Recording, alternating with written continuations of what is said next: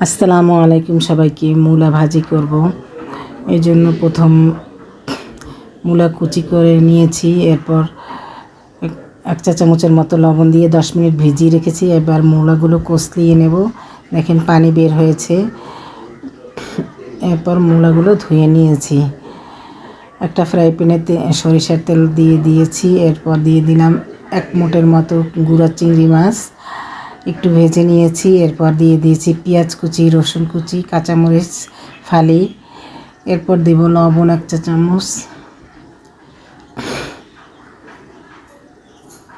পেঁয়াজটা ভাজা ভাজা হয়ে গেলে মূলাগুলো ধুয়ে ফ্রাই প্যানে ঢেলে দিয়েছি।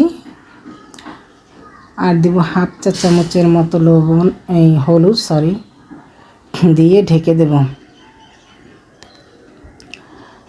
10 মিনিট পর দেখেন মূলাগুলোর এই অবস্থা হয়েছে। এরপর আবারও ঢেকে দিয়েছি।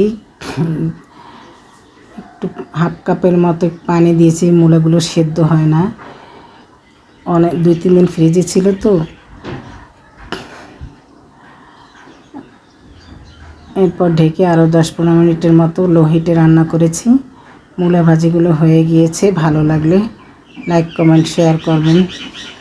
খেতে খারাপ লাগেনি। ইচ্ছা করলে আপনারা ডিম দিতে পারেন।